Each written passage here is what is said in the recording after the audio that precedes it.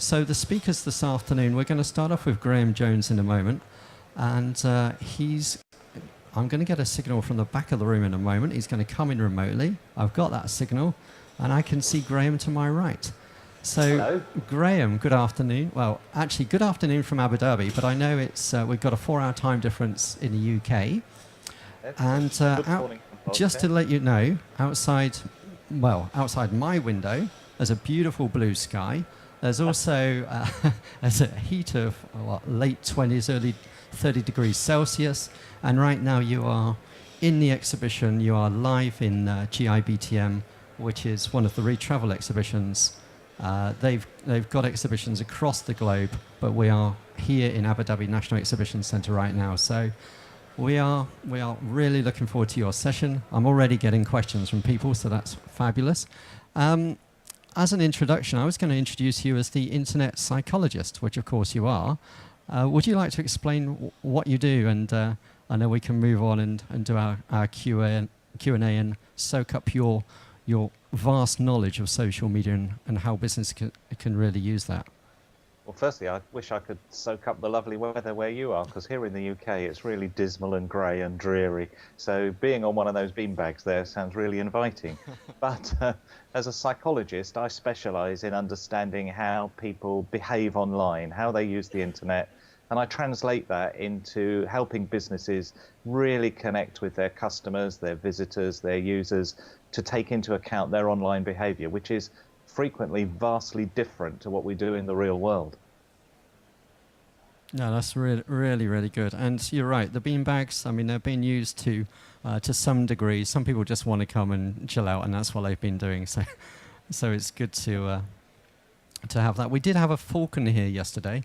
It didn't actually make it into event camp. I thought that might have been quite nice if we'd had a little falcon flying in. Yeah. My wife would laugh at that because I don't always get on too well with birds. Pigeons are not my best thing. But yeah, we had a falcon in here, and I can't imagine a show in the UK being able to have a live kind of, bird of prey around it. But there you go. So in terms of getting us going, I mean, there's a lot of social media and events. What can we do in the world of events to really use it to expand the message, but also to make sure that we're using the right tools? Because we want to build, most people want to build communities. They want to get people to come back to their event or their venue or whatever it happens to be time and again. But what would your advice be on how we make sure that we're using the right tools? I think really the whole issue that people face is that social media is vastly confusing. And that's because it's increasing at rapid rates. If we think, for example, just last week we were celebrating the 25th birthday of the invention of the internet. And 25 years ago, we couldn't have done what we're doing now. In fact, probably 10 years ago, we couldn't have done it, not without spending lots and lots of money on satellite links and so on. Even when the web was invented, the inventor of Facebook was a mere 4 years old and hadn't started school. And yet, so we can see in those 25 years, Facebook is now responsible for about a quarter of all internet traffic. And in those 25 years, the numbers of social networks has just grown and grown and grown. And so for anybody in any industry, it's really difficult to work out, with so much expansion, with so many different social networks, where do we go to build our communities? It really is terribly confusing. And what happens from a psychological perspective is when we're confused, when we don't know, we give up trying. And that's a real problem, because it means that we're missing out on being able to create those communities because we're confused by all the different kinds of things we could do.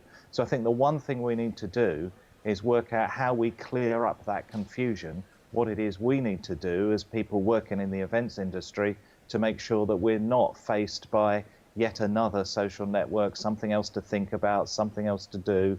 It's all too confusing. We've got to clear that up, really.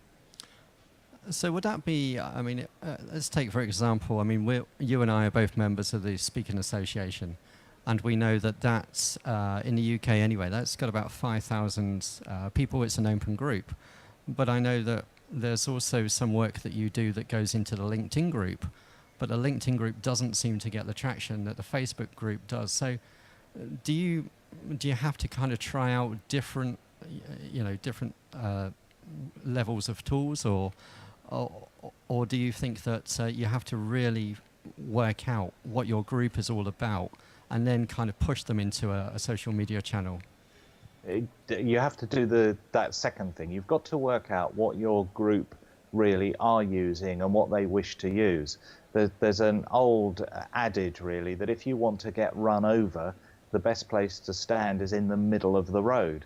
If you stand on the sidewalk, on the pavement, expecting a car to veer off course and run you over, it's less likely to happen.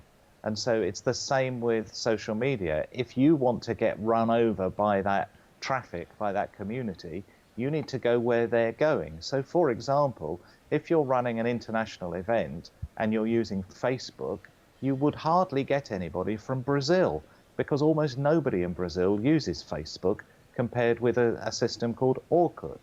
And so consequently, you need to know where your traffic is. You need to start with your audience. What are they using? Why are they using it? How are they using it? And then you need to work out what you can do as a result. So the first place to work out and to avoid this confusion is starting where your audience is. Right, that's really good. I'm getting some nodding heads in the room.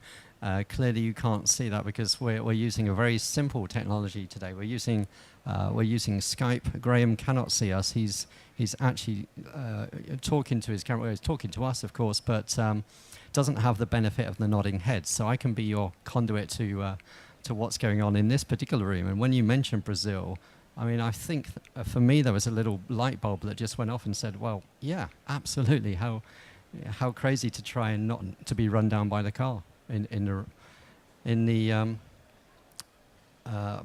not being in the road." I mean, we've used very simply. We've pushed Twitter as being a main social media channel for us for this particular event camp, because we found that that's where most of our people are likely to congregate, and we know from the past couple of days that that's been working. People have been getting on the Twitter stream, which is good. But do you think sometimes you might investigate your audience and say, okay, this is our profile of people, this is where we expect them to go, and then still find actually they're still not going there? I mean, do you give these things a certain length of time before you move to a different social media network? You do have to give them a bit of time, because even though your audience might be there on Twitter, they might not know that you're there. So there's a bit of promotion work to do. There's a bit of visibility. There's a bit of, getting to be known that you're there, trying to build your community. So one thing I do find is that people tend to give up far too soon. So they try on Twitter for a week or two and they don't get the following they need. Had they persisted for 6 or 8 weeks, they probably would start to get the following. So it takes a lot longer for that visibility to happen. And that's also partly because users are confused where to go. They're on Twitter one day, Facebook the next, LinkedIn the next, Pinterest after that, Google+. Where do we go? In fact, if you look at Wikipedia, there's a list on Wikipedia of the top most active social networks, the ones that they call notable social networks, because they really do have traction. Yeah. That list has 198 social networks on it. So here we are talking about Twitter and Facebook. There's lots more to explore. And so people could be all over the place. Wow. 198. I mean, that's just blown my mind, actually. I thought you were going to say somewhere nearer 20, 25, 30 even, but 198 networks that people can use and choose. Just on Facebook, you mentioned that a couple of times. I've been picking up on it could be wrong, but there seems to be a trend for some people to be moving away from that. Is that correct in your experience, or is that just wrong rumor? Or? No, what's happening is in the mature markets for Facebook, so in places like the United States and Europe, people are slowly, it's only slowly, moving away from Facebook in favor of other things. And there are several reasons for that. One is that Facebook, in order to satisfy its investors, is having to increase the amount of advertising, sponsored posts, and so on. And many people don't like that because they didn't join Facebook to be advertised at, and consequently they're leaving. teenagers are finding it more difficult to see all the adverts, and so many teenagers are now favoring Twitter. But there's another reason, and the other reason is that Facebook's age. It's 7 years old, and there's an analysis done by Gartner called their hype cycle. That looks at all technologies, and when technologies are introduced, we tend to think these are fantastic, why did nobody invent this before? This is brilliant, and we all get really excited about it. And then once we've got, hyper excited, it reaches what Gartner call the peak of inflated expectations, where we're all saying this is the best thing ever. Why did nobody ever come up with this idea? And then we start to use it more, and we realize actually it's not as good as we thought it was, and the technology then enters something called the trough of disillusionment. It's a very low point on their graph. Facebook has just gone over the peak of inflated expectations and is on its way down to the trough of disillusionment. Now, how long that's going to take, nobody really knows. What we do know is that all technologies that have ever been investigated go through this cycle of interest. So it's inevitable that Facebook will enter the trough of disillusionment. One thing we do know is that some technologies enter that trough of disillusionment and never get out. And they never become things that we then use on a regular basis. So an example of that here in the UK is a product called the Sinclair C5. That was a ride-on kind of low-level bike kind of thing that you kind of got in, and you were at the level of exhaust pipes of cars, and you kind of pedaled your way around. You looked ridiculous in it. When it was introduced, everybody said it was fantastic. And then when people started using it, they realized its limitations. That entered the trough of disillusionment, I don't know, 30 or 40 years ago, and has never come out since. So Facebook could enter the trough of disillusionment and never come out. When it gets there, though, is anybody's guess. That might be 6 months away. It might be 5 years away. We just don't know. Wow. I mean, that is, so 7 years old is Facebook. That is quite something, really. I mean, what about new social networks then? I mean, are there any that you see that are happening right now that you would really recommend, or say that people, specifically in events and marketing venues and doing all of the things that we do in the events industry, should really be looking at? Are there any new ones coming through? I think we're Twitter, LinkedIn, Facebook. Twitter, LinkedIn, and Facebook we're fairly all familiar with, but what other new ones would you recommend? There are some interesting ones. Vine is an interesting one. That's produced by the people who make Twitter. Vine is a 6-second looping video. So you produce a 6-second video clip, and it just plays constantly, over and over and over again. Now that's being used creatively by artists and people coming up with great ideas. I'm not quite sure how you might use it in the events industry yet, but there will be a way. So it's something to keep an eye on. When Twitter was invented, it wasn't invented for what we use it for now. And so we found ways of using it that the makers of Twitter had never envisaged. And so Twitter is vastly different to what they had thought of. That might be the case for Vine. So it's worthwhile keeping an eye on what's going on just to see the opportunities that might exist. Another one is Google+. Now, Google+ is growing dramatically. Now, partly that's because Google themselves are saying now for every service they have, your login is your Google+ account. So they're ramping up the numbers simply by that technique. But looking at what's going on Google+, there are some interesting parts of it. So, for instance, Google Hangouts, which allows you to do what we're doing right now using a Google+ account, is entirely free of charge. That means the entire webinar industry has a problem because they charge people and Google's doing it for nothing. And so that's something for the events industry to really look at.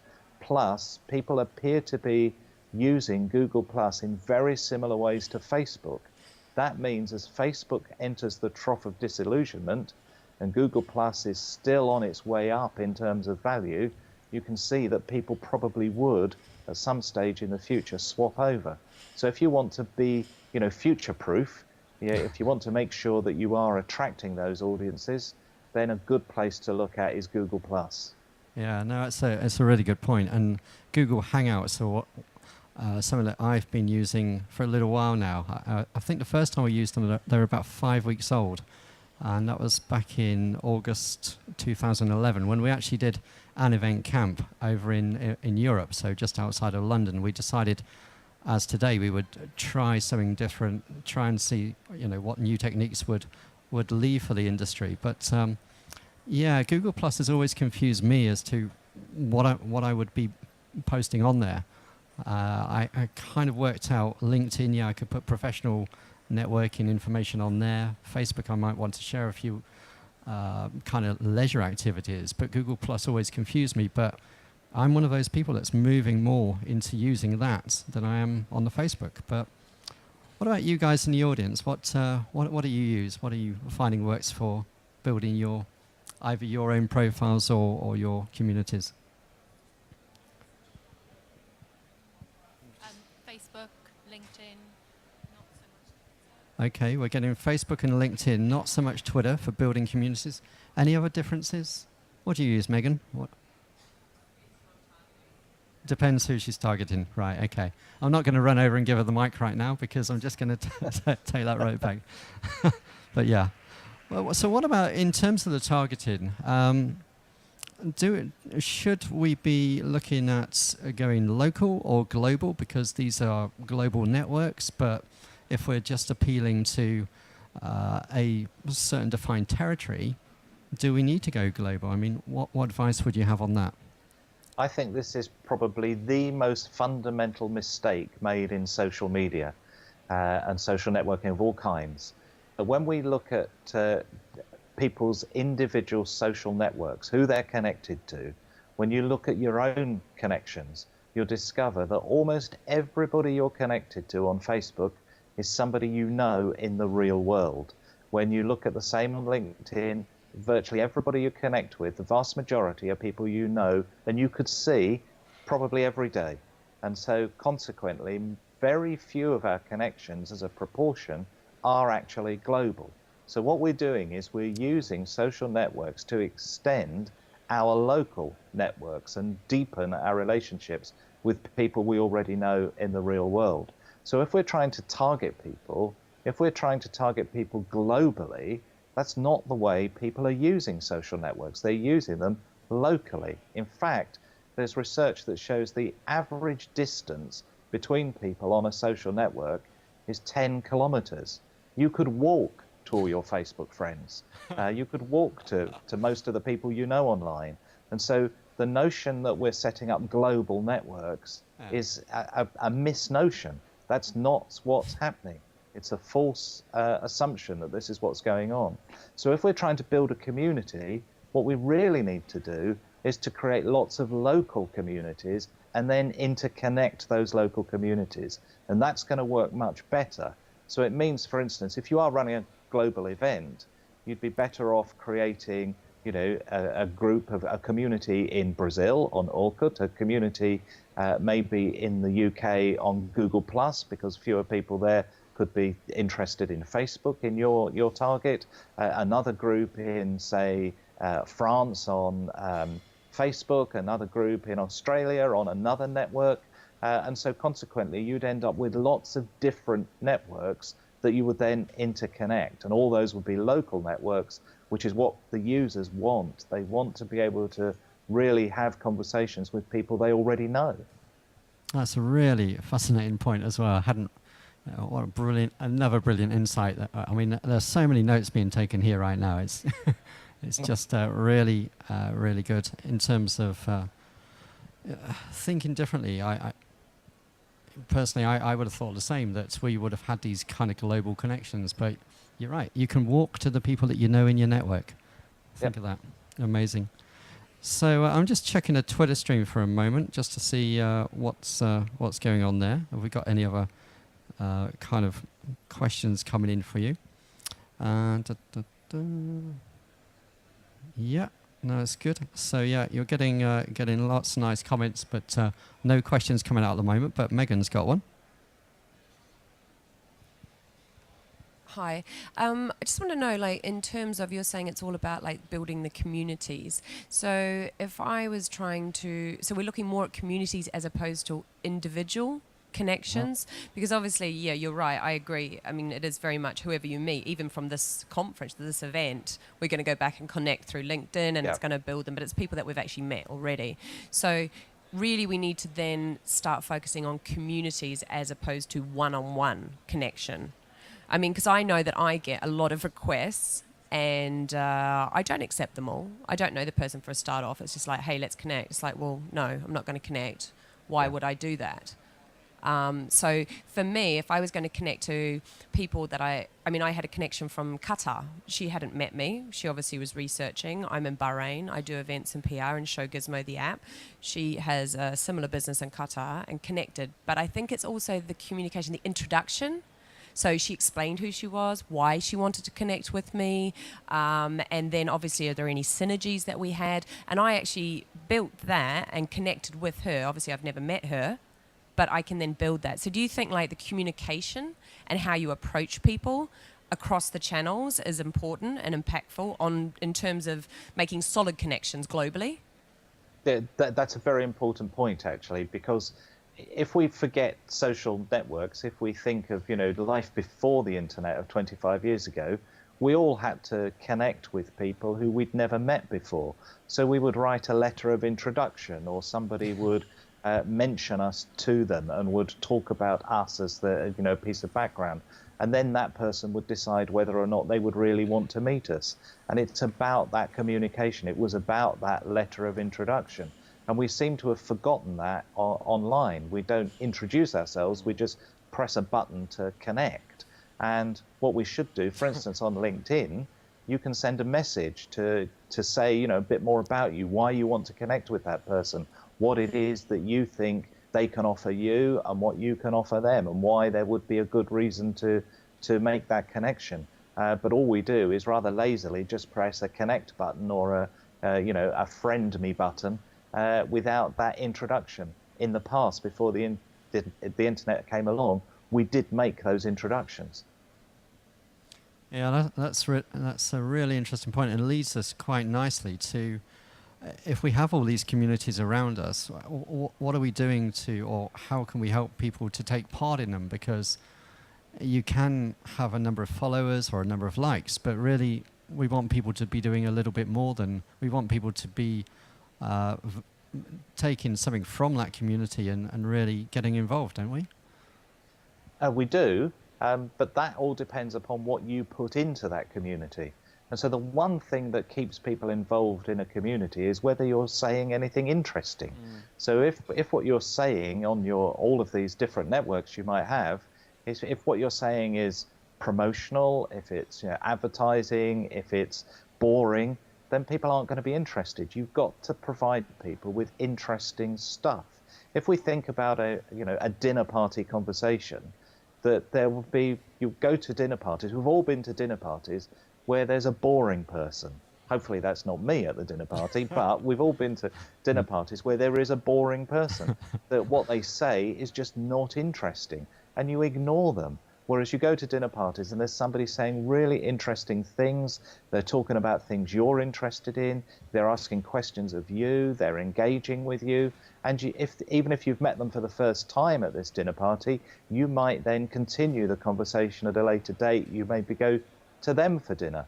And so consequently, the same happens in online social networks. If we're not giving interesting stuff, then people are going to ignore us. So the whole way that your community is going to work is on how interesting you are, and that depends upon how much you know about your community, because you can't be interesting to people if you don't know about them. So the biggest real thing you've got to do is truly understand your audience, truly understand their needs, requirements, what they want, and then you can deliver stuff that's interesting to them. Yeah, and I think that works really well for me on the Facebook page of the Speaking Association, because there are very clear guidelines there. on the UK site that basically says no self-promotion, no other marketing, but here we're looking at developing speakers and their skills. So this is what we'd like all the content to be around. And I know that's policed really well by a team of moderators, of which you're one. You are one, aren't you? You are, yeah, you're keeping us all on track, which is brilliant. And I think that's probably why that particular community has got 5,000 members all dipping in and dipping out of that particular Facebook page. So that's brilliant. So, well, the time has absolutely flown by. I can't believe that we've been asking you questions, well, interrogating you almost for the last 29 minutes. That's just brilliant, Graham. What I'd like to ask, and I'm sure that you won't have a problem with this, but we're encouraging people to ask questions long after this event is finished, because we've been here for 2 days and we want to stimulate some discussion. And I know that I often think of questions after the event. So do we have what would the best way be for people to connect with you and send you questions? What would you prefer? Well, if they use the hashtag ECME14, I'll continue to answer questions on that. Or if they connect with me on Twitter, my Twitter handle is @GrahamJones. Either of those, I'll be happy to answer questions for the rest of the day. Brilliant. Thank you very much from all of us here in Abu Dhabi. And thank you also from the online audience that are looking in as well. I'm sure you will get some questions. The notes have been taken at a speed of light here. So, it's been brilliant, very insightful. And yeah, it's always good to have people like yourself on that can really help us get deeper into social media and those kind of things and how that can benefit our industry as well. So thank you from all of us here at GIBTM in Abu Dhabi. Event Camp Middle East 2014, and I'll see you again in the UK at some point soon. Yep. See you soon. Thanks very much.